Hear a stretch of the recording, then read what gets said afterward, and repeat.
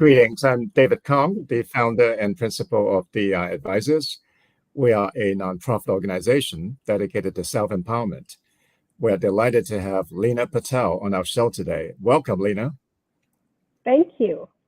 Lina is on the board of directors of several organizations, including the Asian American Hotel Owners Association and Leva Patidar Samaj. She is well known in our industry, especially among the Asian community, to be a strong advocate for women in hotel ownership. She grew up in our industry, cleaning rooms, doing laundry, working the front desk, and even mowing lawns prior to owning her first hotel in the early 2000s. She is also the founder and partner of Himalayan Glacier Trekking LLC, and she leads adventure travel to Nepal, India. Lina, you have such an impressive and interesting background. Can you tell us more and share some of the key inflection points with us? First of all, David, thank you so much for inviting me to your interview. This is amazing, and I really appreciate what you're doing to empower women and underrepresented hotel owners and leaders out there. I really appreciate that. It's been an amazing journey thus far, and it continues to build as we go along. I'm really excited to share some of the insights and some of the story. I love storytelling, so this is my game. So I'm really excited to share some stories with you today. Great to have you. Well, tell us about your career journey and how you became who you are today. So I am a second generation hotelier. We immigrated to United States in 1983. Of course, like everybody else, we started with coming to one of our uncle's place, and we learned, and then from there we purchased our own hotel and continued our journey from there. So I remember going through high school and college and universities that I would always schedule my classes around where I can be home in time to help my parents to do second shift. My parents didn't speak English properly, so every day my dad had a list of questions for me that I can explain to him on what does this mean, what does that mean, what does that mean, you know. So it's amazing. I learned a lot from them. So that experience led me to not want to be in the hotel industry initially. So I stepped away and worked in the corporate world for 10 years with LexisNexis. It's an online database company, and continued my career there. And then eventually stepped back into hotel industry 20 years ago by purchasing my first Days Inn hotel in Cincinnati, Ohio. Wow. And here we are today. Sounds like a very interesting journey, and not unlike a lot of immigrant families. It's hard knocks, learning things through the hard knocks and school of hard knocks, but that's a great way to build character, and that really helped us become who we are today. It's great to hear your story. Now, Lina, you lead adventure travel, and you've actually led over 1,000 people to Kailash, which is close to Nepal. And those journeys are difficult and not without challenges, and I'm sure there were a lot of surprises along the way. Can you share some experiences of those journeys and what your learnings are? Oh, absolutely. That's one of my favorite topics. I've always been attracted to mountaineering, even growing up as a teenager, and would always do lots of local hikes, and which led to hiking Everest Base Camp in the year 2008 with a all-female group of women from four different countries. There was four of us women, which we accomplished Mount Everest Base Camp. That opened up so many doors for me, where I was approached by a Nepal-based company to partner with. So we formed the company in 2009 in United States. And in 2010, I remember leading my first group of 21 people to the Tibet side of the Himalayas, where I've never been. And it was my first time that we led, and it was absolutely an amazing experience. I have a great team of Sherpas and porters and cooks today that travel with me. And since then, it has been nonstop. Every year, I take one group of people to the Himalayas and lead them. And here we are today, 13 years later. And it is my wellness journey, and it is my philanthropy journey that I feel that I am able to give back to the world. And it's taught me a lot. Lots of challenges along the way, lots of last making decisions, altitude sickness, evacuation, everything happens. But when I come back, the difficulties that I faced, the skills that I learned there, I was able to apply it to my day-to-day hotel life, and I thought, oh, this is easy. Yes, this can happen. Let's the challenges there compared to the challenges we face in the hotel industry was nothing. It just made life so much easier for me. Sounds like those trips toughen you up. Yes, So it did.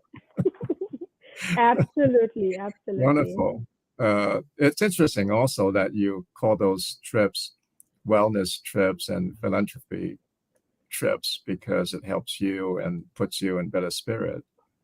Absolutely. It's something that I feel like I would have never thought of it growing up that I could do, but I'm able to step outside of my box to be able to do something like this. So truly blessed.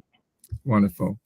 Now, you alluded to your owning your first hotel at Days Inn in the early 2000s. I mean, those were very early on when it's very difficult for women to own hotels, whether it's from a brand standpoint or insurance standpoint or the finance lending standpoint, just very difficult. Tell us how things have progressed over that period of time. Are there still a lot of challenges that women face, and what can we do about that? Yeah, like today we have so many organizations and many brands that have come forward and collaborated and created programs specifically geared towards women hotel ownership or underrepresented hotel ownership. And it's a blessing. Last year, AAHOA launched HerOwnership, which I know we'll talk about it more later. But we have HNLA with Forward. We have brands, multiple brands that have their own initiative that have put together. So it's a blessing. Education is out there, connection is out there, network is out there for women to just take on these opportunities. Some of the challenges we still continue to face, I believe, are in the lending sector. It's difficult even till today to be able to, as a woman, to walk into a bank or a lender to, apply for a loan. First question is like, oh, where's your husband? We have to have your husband's name on it. So things like that, those challenges are still there. But I am very confident that as industry as a whole, collectively, we will be able to make some necessary changes that needs to happen to move forward.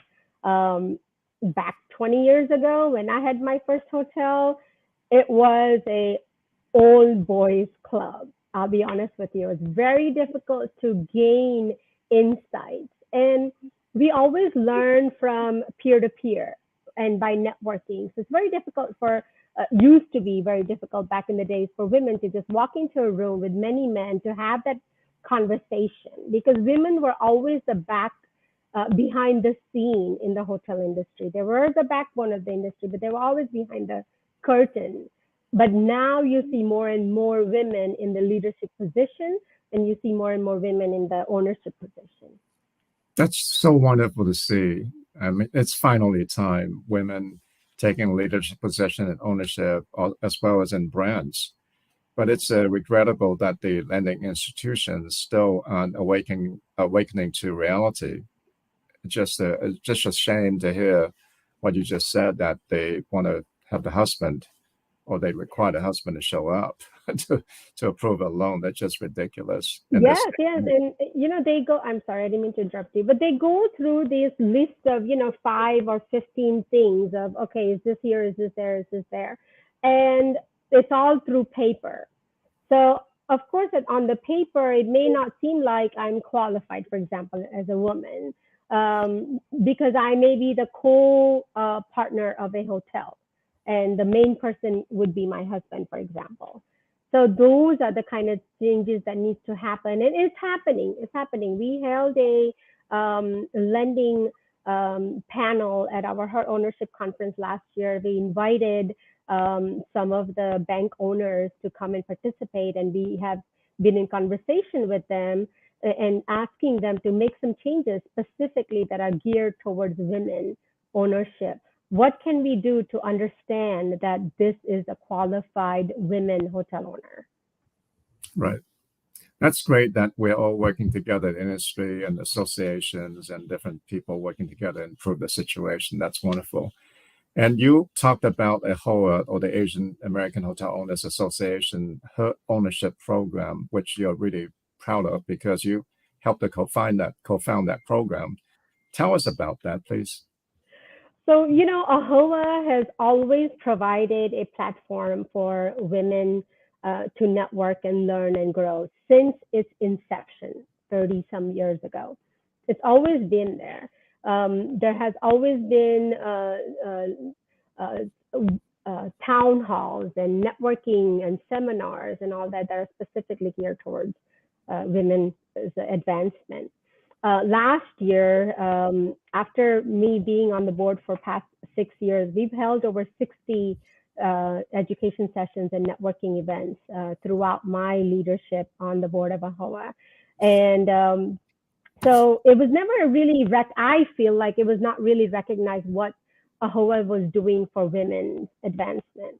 But since last year, we branded what we've been doing, and we called it HerOwnership. And we launched the conference after a few years. Obviously, we went through pandemic, so we weren't able to do conferences. And we held the conference.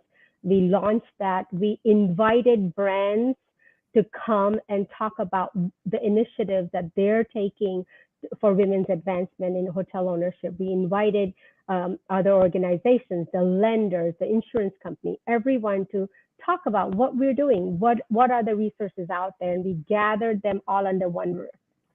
Along with that, we also integrated a wellness program with that.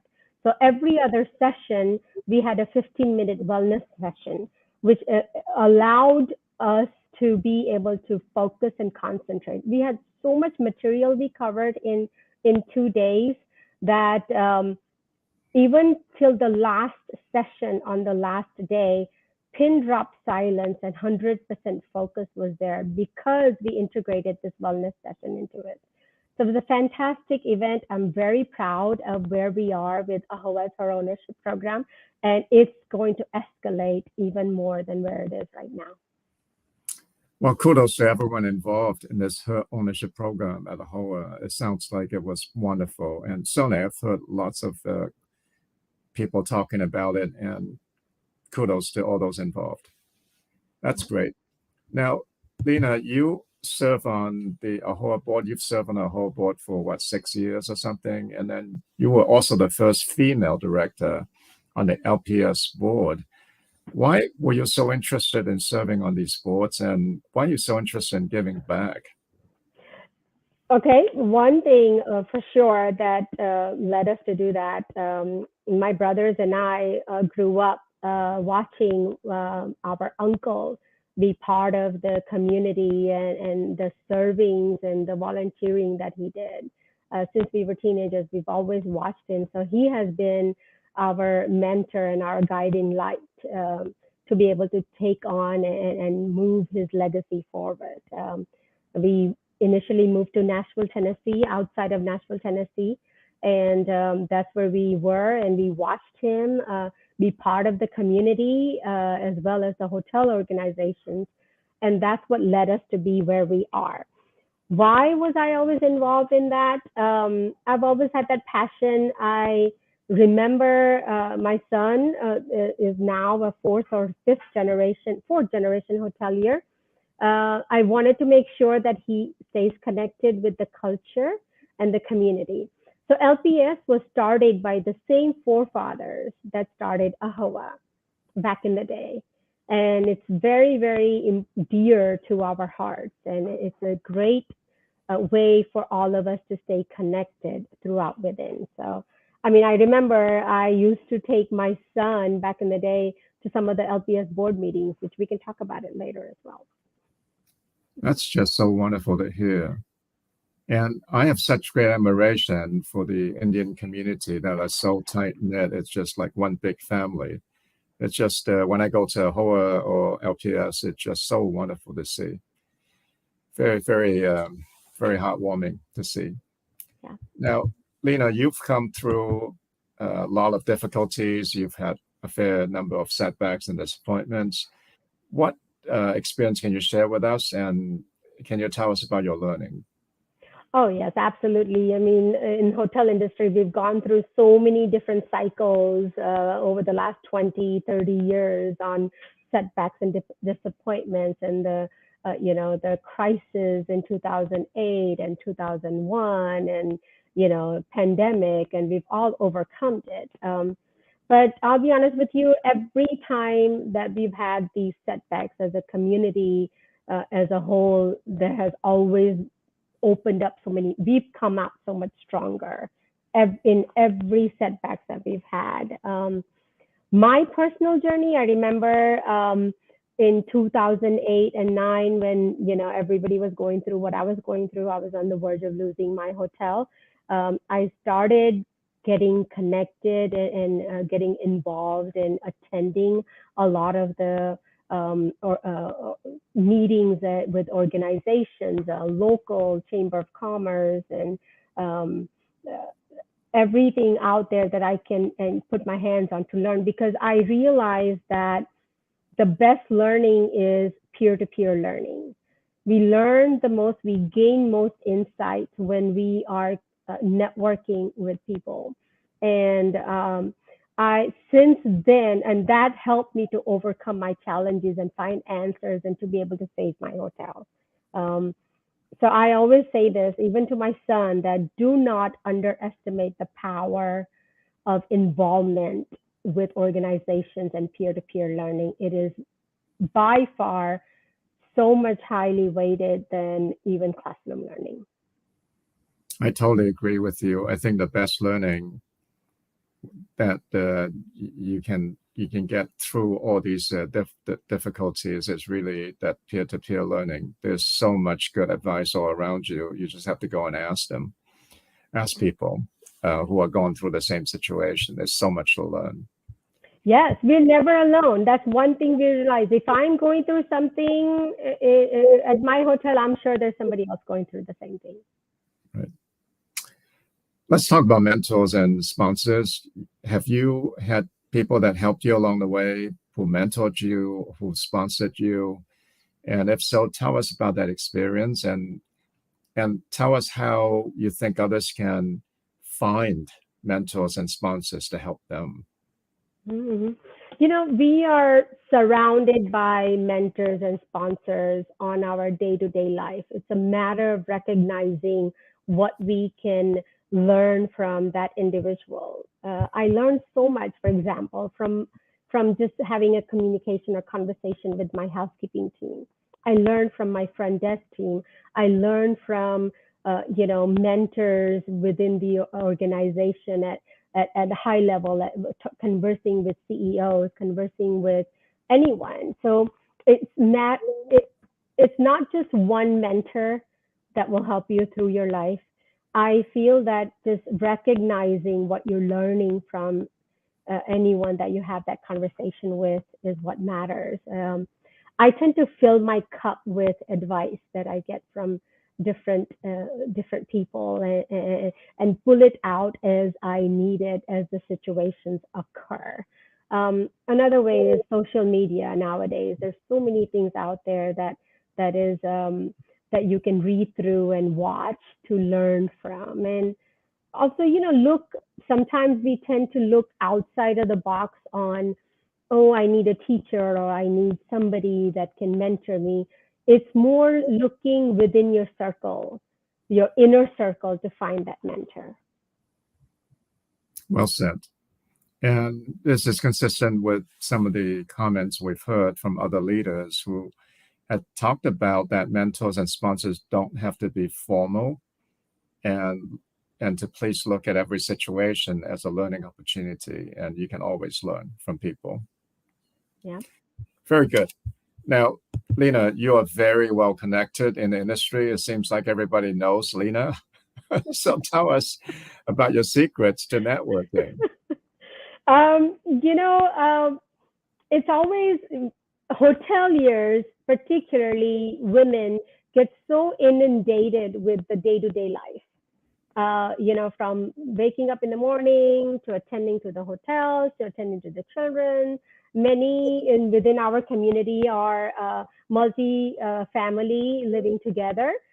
So the day just goes by so fast. So we don't give ourselves time to step away from that, to be able to attend. So for me, I always feel like, get out, take that time away. I know it's difficult to step away from what we're doing on a day-to-day life, and we feel like we may struggle with that, but step away to go attend an event and to go network, because you will come back learning so much more when you are on that platform. I remember, throughout my 6 years on AAHOA, hosting town halls and events that are specifically geared towards women hotels across the country. And when I'm making phone calls and inviting them, first thing I say is, if there's an issue of childcare, bring your children with you. I will have a table there for them with activities, so they can sit there and do their activity and they can still learn. And in many instances, children have attended our events and they have actually participated in our discussion as well. That's so thoughtful of you. Wow. How ingenious. I like that. That's wonderful. I mean, like I said, I used to take my 8-year-old son to LPS board meetings back in the day. I thought, I don't have babysitting, I'm taking him with me. And he would sit there in our board meeting, listen, he'd have his games and, artwork to do. And it's amazing because children listen. They listen and they admire and they watch us. I remember coming home, he would just have conversation with me about, Mom, what was that topic? What were you guys talking about? Tell me more about that. And I just feel like it's amazing to have them have that exposure for children. Well, it must have been such a wonderful learning experience for your son. And I applaud LPS for being so progressive, for allowing that to happen too. Absolutely. That's great to hear. Now, let's talk about the imposter syndrome. A lot of us have that when we don't feel comfortable being in a room or at a table. We feel like we're not good enough to belong there, or because there's a lack of diversity, or for whatever other reason. Have you experienced that? And if so, how do you overcome the imposter syndrome? Oh, many, many times. I'll be honest with you. I've been the only woman in the room or on the board meetings or at the table or any meetings. Yes, it's overwhelming. But what I realize is that preparing myself more than what's even necessary is what makes me feel so good when I walk into that room. Like today, I prepared myself so well before our interview today. I was very nervous coming on with you, and but that's what it is. Preparation is number one key. Understanding that other people aren't thinking what you're thinking when you walk into that room. It's not the same feeling. That's not what it is. It's what your thought is that's making you have that imposter syndrome. Right. But oftentimes we are our own worst critic. I mean, just very natural for most people that I know. Now, that really ties into the next topic, which is head trash. We tend to be very self-critical, and we tend to be negative in the way that we think about ourselves. Some of us do anyway. How do you deal with head trash when you do have those negative thoughts? Oh, yes, those negative thoughts. I almost want to say I have a glass of Prosecco, but I shouldn't say that. uh, but no, we all have those.